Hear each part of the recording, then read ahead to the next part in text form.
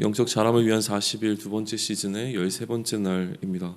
오늘도 하나님의 은혜 가운데 우리가 머무를 수 있기를 소망합니다. 오늘 우리 앞에 놓여 있는 이 사무엘상 17장은 다윗과 골리앗에 관한 이야기로 잘 알려져 있는 장입니다.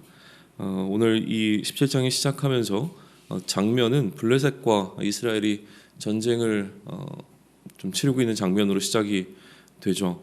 이 전쟁에서 골리앗이 등장하게 되고요. 골리앗은 싸움을 부추기는 자로 소개가 됩니다.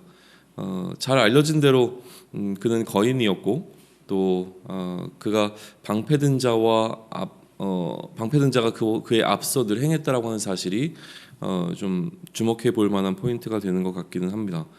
아무튼 골리앗은 무언가 이스라엘과 그러니까 블레셋과 이스라엘의 싸움을 부추기는 역할을 하고 있었는데 그것을 부추기는 방법이 좀 이스라엘을 모욕하는 방식이었습니다. 그들이 왜 그러니까 이런 식이죠. 그러니까 감히 너희가 우리와 뭔가 싸우기 위해서 이렇게 진을 펼치고 있느냐라고 얘기하면서 1대1로 붙자라고 요구한 거죠.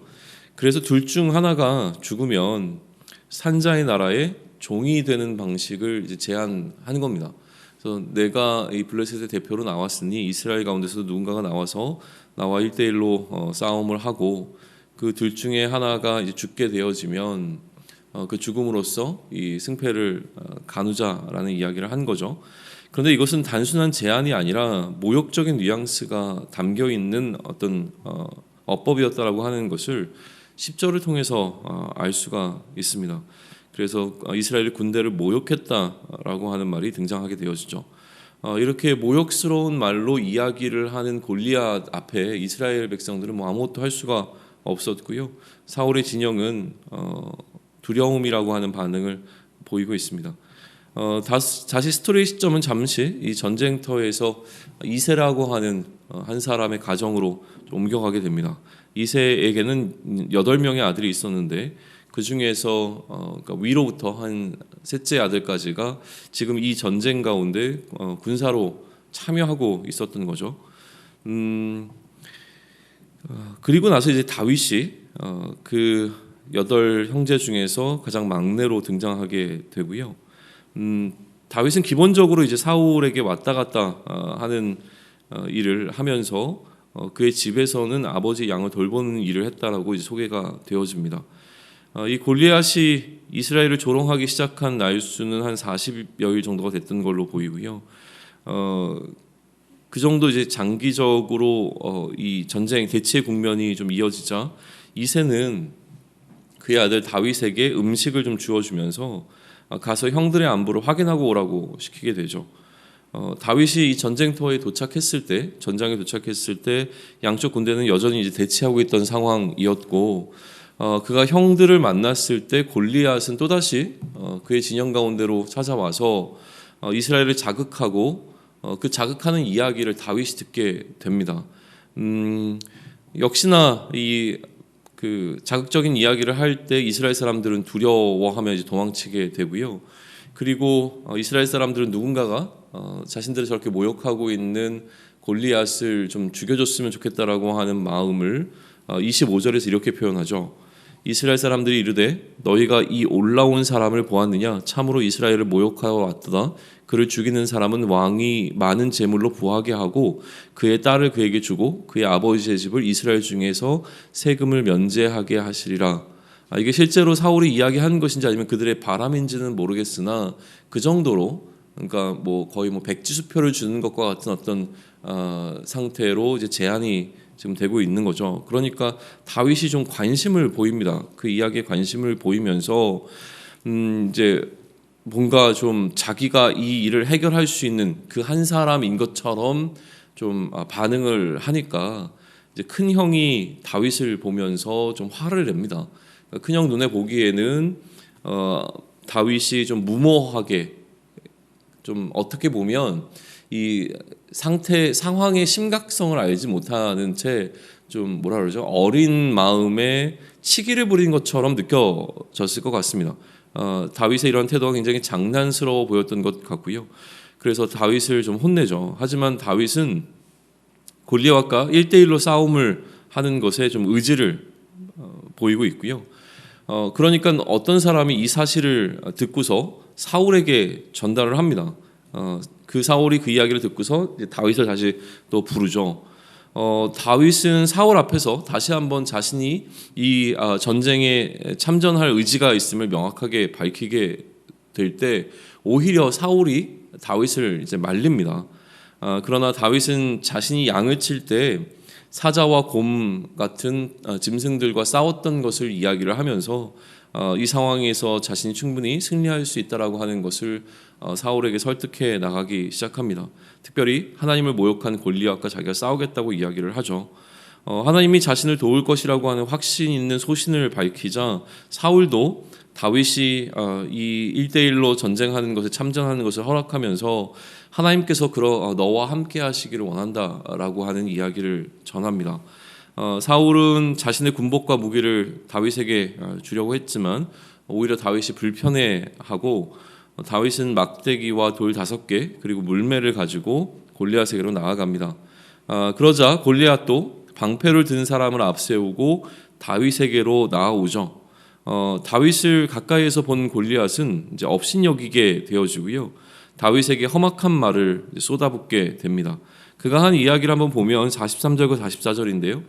블레셋 사람이 다윗에게 이르되 내가 너를 개로 여기고 막대기를 가지고 내게 나아왔느냐 하고 그의 신들의 이름으로 다윗을 저주하고 그 블레셋 사람이 또 다윗에게 이르되 내게로 오라 내가 내 살을 공중의 새들과 들짐승들에게 주리라 하는지라. 성경이 이런 식으로 표현이 되어 있지만 실제로 전장이라고 하는 상황 속에서 우리의 현실적인 어법으로 이것을 다시 한번 재해석해서 이야기를 하자면 굉장히 이제 험악한 말이 이 골리앗으로부터 다윗에게로 넘어갔을 것이고요. 여기에 대해서 이제 다윗이 같은 어법을 가지고 사실은 골리앗한테 이야기를 하면서 45절로부터 47절까지의 이야기를 하는 거죠. 다윗이 블레셋 사람에게 이르되 너는 칼과 창과 단창으로 내게 나아오나 나는 만군의 여호와의 이름 곧 내가 모욕하는 이스라엘 군대의 하나님의 이름으로 내게 나아가노라. 오늘 여호와께서 너를 내 손에 넘기시리니 내가 너를 쳐서 내 목을 베고 블레셋 군대의 시체를 오늘 공중의 새와 땅의 들짐승에게 주어 온 땅으로 이스라엘의 하나님이 계신 줄 알게 하겠고 또 여호와의 구원하심이 칼과 창에 있지 아니함을 이 무리에게 알게 하리라. 전쟁은 여호와께 속한 것인즉 그가 너희를 우리 손에 넘기시리라. 그러니까 기본적으로 다윗은 전혀 이 골리앗에게 밀리지 않는 대화를 하고 있는 것을 볼 수 있습니다.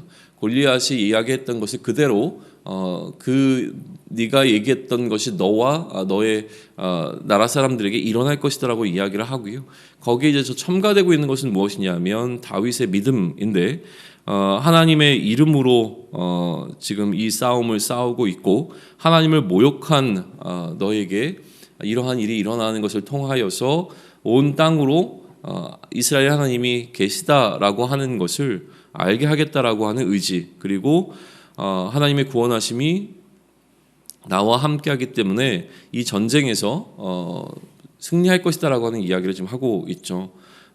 그 말과 마찬가지로 물맷돌로 골리앗을 쓰러뜨리고 또 골리앗의 칼로 골리앗의 머리를 베게 되어지는 승리를 다윗은 가져오게 됩니다. 다윗은 블레셋 사람의 머리를 그러니까 골리앗의 머리를 예루살렘으로 가지고 가고 그의 군복은 자기가 취한 것으로 기록이 되어집니다. 사울은 다윗이 누구의 아들인지를 궁금해했고 또 이새의 아들이라는 것이 다시 한번 언급되면서 스토리는 마무리가 좀 되게 됩니다. 이처럼 이제 우리가 잘 알고 있는 다윗과 골리앗의 스토리를 담아내고 있는 이 사무엘 17장을 놓고 우리는 좀 이제 어떻게 이제 고민할까라고 하는 부분들이 숙제일 텐데요. 기본적으로 이 다윗이 전쟁에 참전한 이유에 좀 더 포커스를 두면서 묵상해 보시면 좋을 것 같습니다. 물론 이제 보상에 관한 부분이 언급이 되어 있지만 사실 다윗이 그러한 어떤 보상을 위하여서 전쟁에 참여했다라고 보기보다 더 중요하게 방점을 찍히는 부분은 어디냐면 하나님을 모욕하는 것을 참을 수 없는 그 의로운 분노가 다윗에게로부터 일어나서 다윗은 이 전쟁에 참전했다라고 하는 사실을 우리는 볼 수 있죠. 그러면 이처럼 참전을 하겠다라고 하는 용기가 어디서부터 나왔는가라고 하는 것인데 다윗에게 보여지는 그 하나님에 대한 확신 또 하나님을 향한 신뢰가 이 참전을 결정하게 되는 결정적 계기가 된 것을 또 확인해 볼 수가 있습니다. 사울이 다윗의 참전을 허락했을 때 뭐 그렇게까지 해석할 수 있는가라고 하는 생각이 들긴 하지만, 그러나 이야기의 흐름상 보게 되어지면 결국 1대1 전쟁의 승자를 통하여서 이 전쟁의 승패가 결정되는 상황이었다라고 한다면, 결국 사울은 다윗의 참전을 허락했을 때 다윗에게 그의 나라의 운명을 맡긴 것이 되어지는 상황입니다. 그리고 한 나라의 운명을 짊어지고 다윗은 그 전장으로 나가서 하나님의 이름으로 승리를 한 것이죠. 그러나 다윗의 목적은 이 전쟁에서 승리하는 것이 1차적인 목적이 아니었다라고 하는 것을 알게 되는 것은 그가 밝힌 이 전쟁의 목적에 있습니다. 다윗은 무엇이라고 얘기했냐면 하나님의 살아계심을 내가 알게 하겠다라고 하는 그의 목표를 이야기하고 있습니다. 우리는 다윗이 골리앗 앞에 섰던 것처럼 누군가 앞에 서야 하는 상황을 마주하게 될 겁니다. 이 전쟁이라고 하는 것은 결국 이 승패를 따라 누가 누구의 종이 될 것인가라고 하는 것을 결정짓는 전쟁이었다라고 한다면, 여전히 우리가 오늘 이 시대에 우리가 싸워야 하는 전쟁과 그 목적과 의미는 같다라고 이야기할 수 있을 겁니다. 내가 승리한다면 내 앞에 있는 그는 하나님 나라에 속하게 될 것입니다. 그러나 내가 이 전쟁에서 승리하지 못한다면 나의 전쟁의 대상인 그는 여전히 하나님 나라에 속하지 못하는 상황이 되겠죠. 그렇다면 이 전쟁이라고 하는 것은, 내가 오늘 감당해야 될 이 전쟁은 나의 대상이 되어지는 그에게 있어서는 하나님 나라라고 하는 그 나라의 문제가 걸려있는 이슈라고 하는 사실입니다. 우리는 우리의 이 승리를 통하여서 하나님의 살아계심을 반드시 나타내야 하는 것이죠. 그러면 거꾸로 묻는다고 한다면, 우리는 우리의 삶을 통해서 하나님의 살아계심을 나타내는 삶을 살아야 한다라고 하는 것이 우리에게 주어진 숙제라고 하는 것이죠. 그러면 우리는 질문해야 되는 겁니다. 우리의 삶을 통해서, 그러니까 나의 삶을 통해서 나는 하나님의 살아계심을 드러내고 있는가라고 하는 굉장히 중요한 질문을 오늘 우리의 삶을 향해서 던져볼 필요가 있습니다. 전쟁과 같은 우리의 일상은요, 하나님의 살아계심을 나타내기 위한 어떤 시간이 아니라 오히려 내가 살기 위한 몸부림으로 가득 차 있는 것은 아닌지를 좀 돌아볼 수 있으면 좋겠습니다.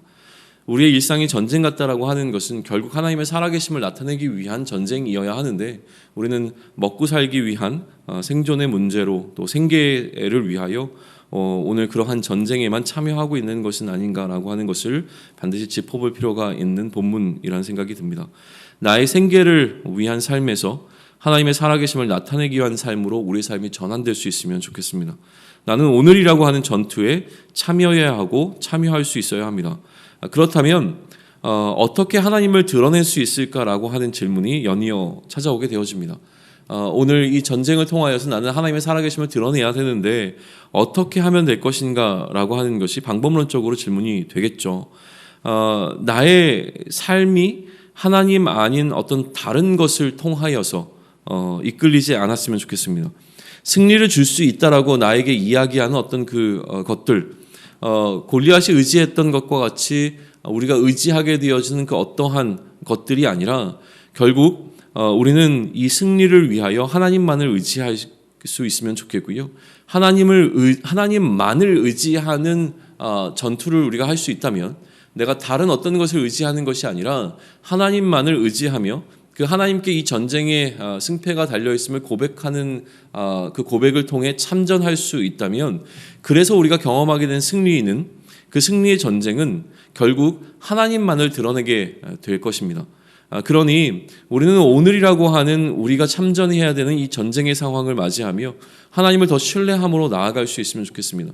나의 힘과 능력이 아닌 하나님을 더 의지함으로 나의 삶을 통해서 하나님의 살아계심이 증거된다는 사실을 잊지 않고 오늘 우리의 삶 가운데서 하나님의 살아계심을 드러낼 수 있는 저와 여러분이 되기를 축원합니다. 아멘.